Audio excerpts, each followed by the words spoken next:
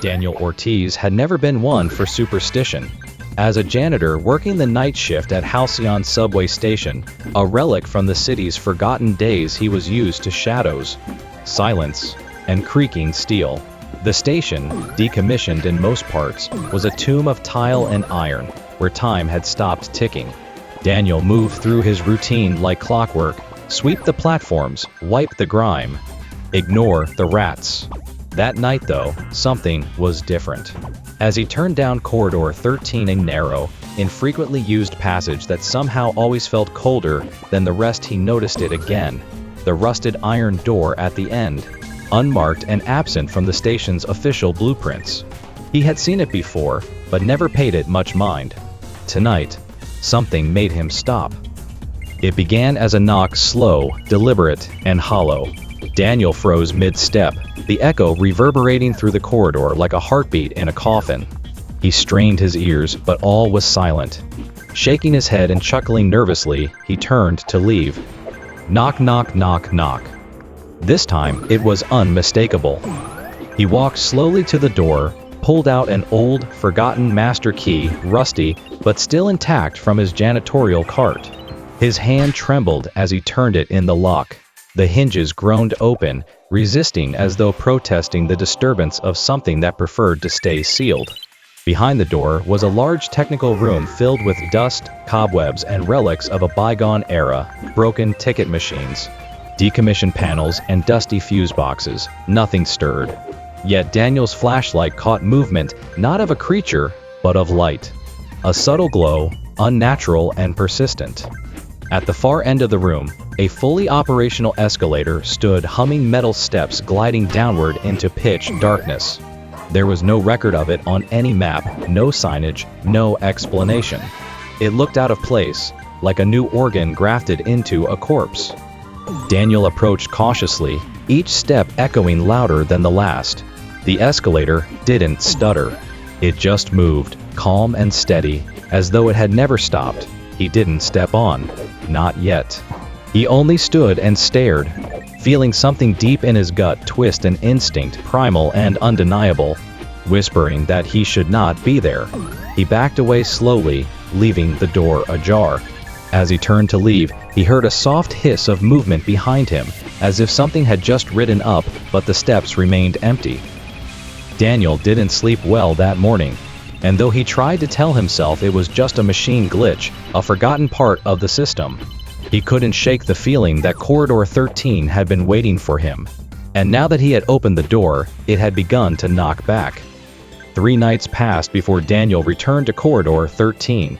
He told himself he wasn't going to open the door again, that the escalator was just an old remnant left off the blueprints, a forgotten maintenance shaft or utility corridor. But every time he passed that narrow hallway, the chill in the air returned. The air didn't just feel cold, it felt aware. Like the corridor itself had started breathing again after years of stillness. And each night, without fail, came the knocking. Always 3 times. Always slow. Always waiting.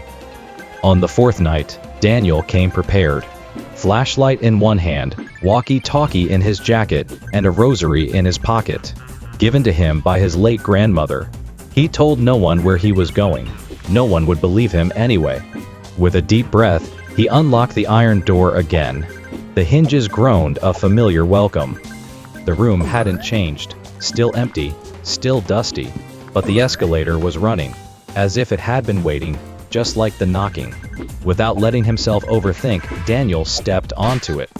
The motion was smooth, unnervingly so. He expected it to creak, to hesitate, but it carried him downward like it had been maintained daily for decades. The overhead lights from the technical room dimmed into nothing. Darkness swallowed the space above as he descended into something untouched.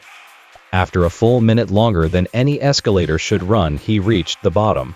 The air changed, warmer, drier, and silent. The platform was perfect. That was the word that kept returning to him. No dust, no graffiti. Every tile gleamed. The walls curved in Art Deco style, suggesting a time long past. Neon blue strips of light lined the walls, casting eerie reflections on glass timetables that flickered with symbols he couldn't recognize. It didn't feel abandoned, it felt preserved. Vending machines blinked to life. They offered brands Daniel hadn't seen since childhood, some extinct, some never real. And then came the voice. A whisper, carried not by mouth but by thought. Don't stay. Daniel turned, flashlight cutting through the haze. Nobody. Then came the laughter, high-pitched, playful. A child's giggle echoing far too long. Moments later, a train arrived, completely silent, metallic silver, windows darkened. It stopped exactly in front of him. The doors remained closed. No announcement, no screech of brakes, just presence. Daniel stepped forward, peering through the nearest window. Nothing, only reflections, twisted by the neon light. The laughter had stopped, replaced by a pulsing hum in the floor beneath him, as though the station itself had a heartbeat. He didn't board. Not yet. He stepped back. The doors never opened. And just as quietly as it had come, the train slid back into the darkness from where it came. Daniel exhaled, chest tight. He turned to head back toward the escalator only to realize he hadn't looked for it. He turned in circles. Where it had deposited him minutes ago, there was now only wall. He was alone. And this station had no stairs leading up. When Daniel finally returned to the surface, it was nearly dawn. The escalator had reappeared without sound, humming softly like it had never vanished. He hadn't slept well since. Shadows lingered at the corners of his vision, and strange dreams bled into his waking hours, dreams of black tunnels, flickering lights, and the metallic hum of tracks that pulsed like veins. On his nights off, Daniel visited the city archives. Halcyon Station had scant history, but in one dusty folder buried in a back room of the Transit Authority's records, he found it. A penciled blueprint of a now defunct Line B. The route had terminated at a station marked Morrow's End, beneath what was now the Industrial District. The line had been closed in 1956 following a tunnel collapse. Dozens were killed. The station was sealed. The official narrative claimed it had been dismantled. But Daniel had stood there. He returned again the following night, stepping onto the escalator with no hesitation. As the neon blue glow returned, he noticed a new detail: posters on the walls. Old advertisements, somehow fresh. One read, "We never forget our riders." When the silver train slid into the station, Daniel didn't move. This time, he wasn't alone. Inside the windows, pale silhouettes stared forward in total stillness. There were at least a dozen passengers, men, women, a child clutching a teddy bear. All of them motionless, dressed in mid-century fashion. Their eyes didn't blink. Their chests didn't rise. Then, one figure moved. A nurse, early 30s, blood smeared down her uniform. She turned her head with unnatural slowness and locked eyes with Daniel. The train doors hissed open. The station remained silent, but the air was charged with a low-frequency vibration, like a pressure in Daniel's skull. Then came the whisper again, but this time, not in warning. "We remember you, Daniel." He stumbled back. The shadows inside the train twitched. The nurse took one step forward. He ran. Down the platform, past vending machines that now played distorted jingles. Posters on the wall changed with each glance, faces melting, slogans becoming accusations. He turned a corner and nearly collided with a wall that hadn't been there before. The layout of the platform was shifting, rearranging itself. The escalator was nowhere to be seen. Panic set in. A high-pitched screech echoed through the space, not of brakes, but like something clawing metal. Daniel pressed his back to a column, hands shaking. From the far end of the platform, the nurse stood still. In her hand, a clipboard with faded paper. On it, his name, and beneath it, the word, "Unfinished." The lights above flickered violently. The platform dimmed. The nurse raised her hand and pointed directly at him. Then, as suddenly as it had all begun, the lights snapped back on. The platform was empty. The train was gone. And behind him, the escalator stood waiting. Daniel didn't remember falling asleep, but when he woke, He was still in his apartment with mud on his boots and dust under his fingernails. The dreams had gotten worse. They weren't dreams, really, more like fractured memories. In them, he wore a different uniform, transit authority, vintage style. He stood behind a control panel as trains rolled past. There was a collapse, screams, then silence. And through the rubble, the same nurse, her face half covered in ash, reaching for him. But when Daniel looked into records of his own employment, nothing went back further than 1999. Yet he remembered a control room. He remembered her. He returned to the station that night, as though in a trance. Corridor 13 greeted him like a loyal dog, silent and watchful. The knocking didn't come. He no longer needed it. The door opened before he touched it. This time, when he stepped onto the escalator, he knew it was one way. The platform below was fully active. The neon lights pulsed in rhythm. Shadows milled about, standing as if awaiting a train. Only these were no longer faceless. Daniel recognized them, fragments of his memory coalescing. A man who'd once handed him a newspaper. A woman with a coin purse. A teenager with a Walkman. All staring blankly ahead.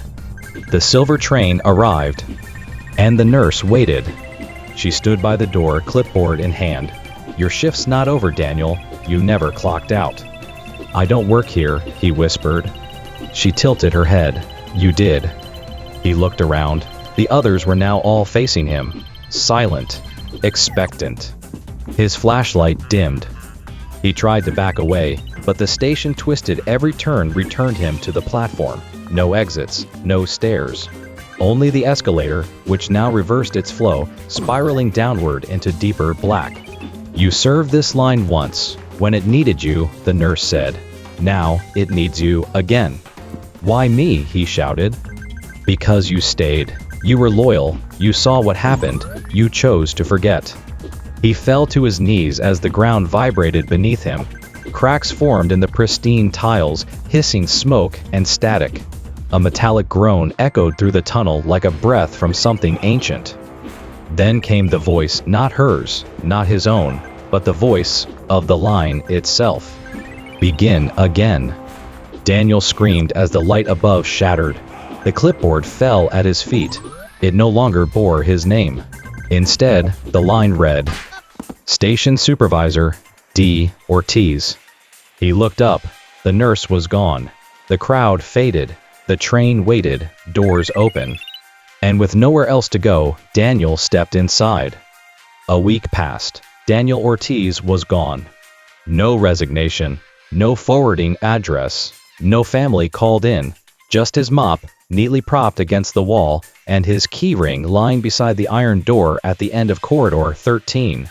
The door itself was sealed shut, welded overnight without explanation. Management said it was part of routine decommissioning. No one questioned it. But the new janitor, Marcus, 28, noticed things. On his first night, the map on the employee wall had Corridor 13 blacked out. The lights in that part of the station always flickered, always hummed a little louder. And sometimes, when he passed by, he swore he heard the soft rattle of an escalator behind the walls. He asked about Daniel. No one gave a clear answer. Older guy? Bit quiet? Think he transferred? Or quit? Not sure. Yet Marcus found Daniel's locker untouched, jacket still hanging, thermos half full. One night, after finishing up early, Marcus wandered toward the restricted area. The door at Corridor 13 looked recently repainted, but the scent of iron and old smoke lingered. He stood there a moment, unsure why. And then it came. Knock, knock, knock, knock. So soft it might have been a trick of the wind. Or imagination. He leaned in. Nothing. But the air changed thicker, charged. He took a step back. Behind him, down the hallway, a single escalator hum echoed faintly. He turned quickly, but there was nothing. Still, the sensation remained. That night, Marcus dreamed of trains. Not the modern, rattling kind, but sleek, silent cars gliding through black tunnels beneath stations that no longer existed. He saw people with blank eyes and pale skin. And he saw a man in a janitor uniform sitting quietly at the front of a ghostly train. It was Daniel. He looked older somehow, not tired, just resigned, like someone who had finally remembered what he was meant to do. Daniel turned to Marcus in the dream, didn't speak, just nodded once, and the doors of the train closed. When Marcus woke, the hallway outside his small apartment smelled faintly of oil and cold metal. Back at Halcyon Station, the days moved on. No more questions. The corridor stayed locked. But sometimes, late at night, commuters reported strange sounds, low knocking, soft mechanical whirs, and the sensation of wind rushing past from nowhere. And if you stood very still by the old iron door, some said you might hear the shift bell ring. One chime. Then another. Then silence. Far below the city, on a line erased from memory, a train glides through darkness. Lights flicker on platforms with no names. Shadows wait. Passengers sit in silence. And at the head of the train, Daniel Ortiz stands once more, sweeping the floor of a station that exists only to those who have stayed too long.